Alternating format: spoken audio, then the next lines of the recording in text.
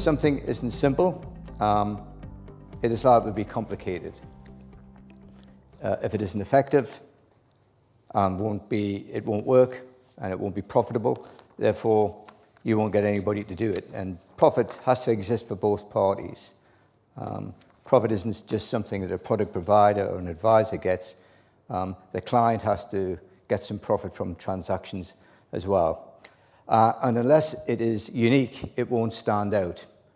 So we have to have all three things. And these three words are something we've built our entire business from over the last, I think, 8 years that we've been going. So for me, the most important word, however, is simple, because that is what we, the UK consumer, and those who serve them are up against. We're up against complexity. I heard what Greg was saying before, and I saw that slide coming out, and you can imagine somebody looking at that slide of what the returns have been over the last 10 years or whatever. Even that simple slide is a little bit too complex. But let me be clear. Let me be clear. Most people involved in financial services require complexity in order that they are employed. Okay, so everybody in here, with the exception of all those who aren't, will require complexity so you can understand something, but the client can't. And because of that complexity in rules, regulations, the way that people act, there's a whole cadre of people employed in financial services, not just the Treasury, but I mean in retail financial services, who really don't need to be unless it was complicated. Above them, there are regulators who create the rules and regulations. And because of that complexity, the time it takes to change anything is huge. So the stuff that Tom's saying, we know. We did it 10 years ago, 15 years ago. We're on about a pensions dashboard. Pensions dashboard exists. It exists in many firms now. But we've now got a whole class of work to try and get people involved in building up a pensions dashboard so the client can understand how much their pensions are worth. We did that about 10 years ago. We can show you it now. We can show it to the regulator. We can show it to the Treasury. They couldn't be less interested because they're then unemployed. There's a class of people who exist solely to create rules and regulations, exist solely to try and ensure other people can't get in to their industry. It's not about chartered this or chartered that. There are other things where you don't really have to be that clever to become part of it. So what we've been trying to do is to get rid of that. So these experts cost everyone a fortune and are the main reason for the slowness in take-up of savings in the UK and the savings and advice gap. The savings and advice gap is entirely down to one thing. It's down to complexity. It's down to the rules and regulations which people dream up who don't understand the consumer. If you're trying to sell something to the consumer, so I've done all my working life, right? I actually understand the consumer. In fact, I am a consumer. I find it very simple to do. I talk in their language. I don't say, imagine a 10-year horizon. Imagine that. Imagine at the beginning of this year, you said to somebody, the experts, we're all surrounded, especially down here, surrounded by all these experts and specialists. Imagine a 1-year horizon. What's going to happen in the markets this year? Oh, I'll send you a paper on that, somebody would say. Oh, loads of them would say. The journalists would all write about it. They would all to a man say, well, you'll definitely be out of Europe, and Donald Trump will definitely be the president. And the stock market will have gone through the floor. So because the vote didn't go in the way that the experts wanted it with Brexit, that was the first thing. The second thing they got wrong. They got the vote wrong, and then they got what's going to happen. Well, the stock market went the other way because of the pound. With Trump, well, nothing's really happened. In fact, the dollar's starting to go stronger. Nobody predicted that. So Greg said it really better than I can. You can't rely on experts to do anything for you. You just can't rely on that. As a consumer, you've got to rely on yourselves. So how do you do that in a complex world? And the answer is to make, for us, if we really are keen on doing this, we have to make the world that they invest in less complicated, less complex, and simple. It is quite simple. Investing is quite simple.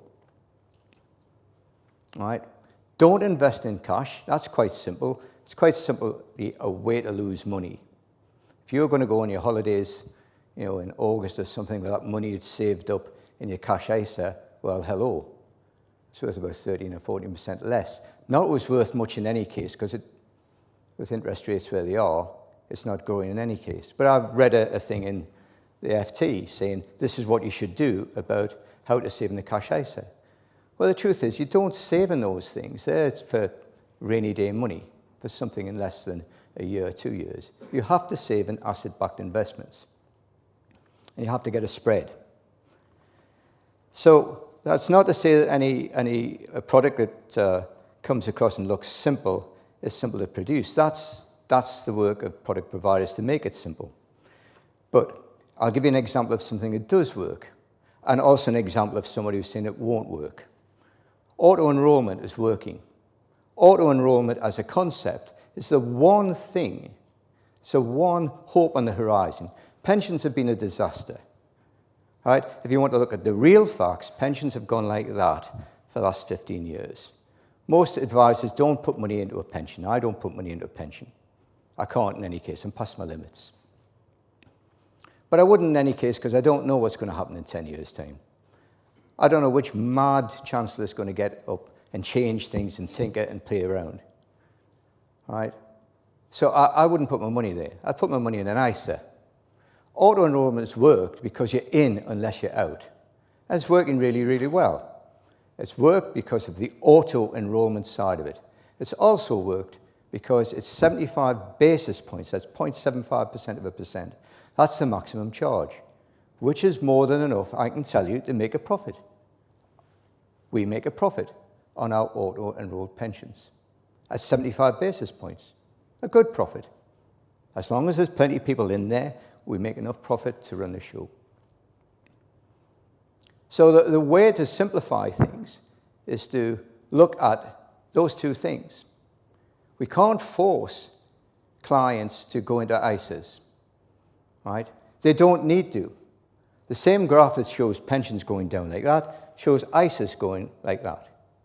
And then pops up your ex-pensions minister, Ross Altman, that says, that's a thoroughly bad idea, those things. They'll kill off pensions. Of course, you used to be the pensions minister. They'll kill off pensions. You tried your best to kill off pensions, but this will kill off pensions. And they should kill off pensions. If you're self-employed, you go into an ISA, you wouldn't go into a pension. If you want more certainty, you go into an ISA. By the way, I just want to nail my colours to the mast. We sell both. We sell lots of ISAs and we sell lots of pensions, lots of them. So I'm not bothered which. I just want people to save. And there should have been a minister for savings rather than for pensions. Okay? And we've got to stop saying these things publicly because the public read these things.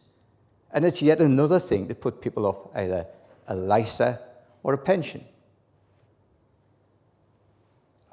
So our job is to try and get across to the consumers. Open University are doing that really well. Their courses explain in very, very straightforward terms how to get better at understanding money. The problem with it might be a fleeting thing. It may be that people really pass these things with flying colours, then forget when they come to invest those lessons. But I'm sure some of it will stick. It'll give people confidence to know what to do. Your first speaker mentioned, or was Nigel as well, mentioned Warren Buffett and basically don't invest if you don't know what you're doing. If you don't understand it, don't touch it. But I think we can get to a point where we can help people understand.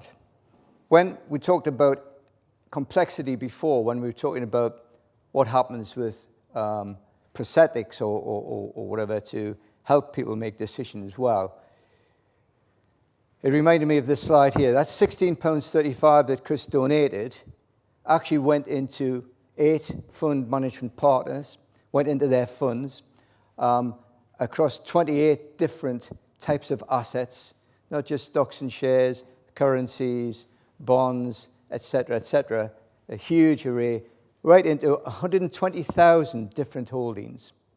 So that one investment went into a hugely diversified set of monies, set of funds.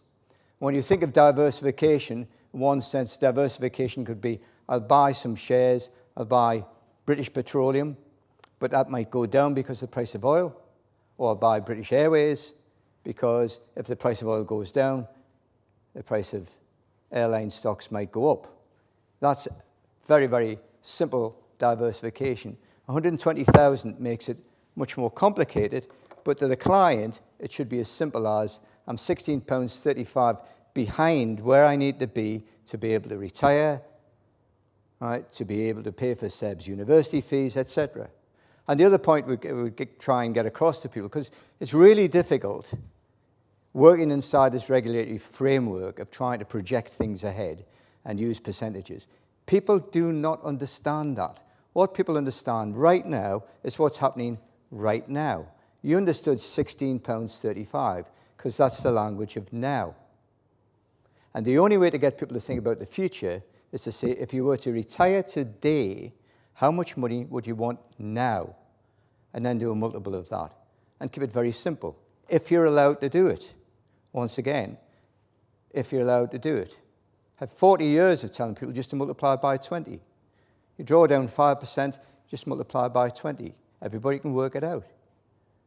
So you need £20,000 a year, you need a fund of £400,000. It is that simple, but of course that's illegal, telling people like that and writing it down. I'll get carted off. I've got to produce something that's certain that they can't understand. I've got to produce something by law that for certain they can't understand. And do you think I can, if I was a bit dubious, do you think I could make money out of that? Well, of course I could. Tom's got onto the end of this.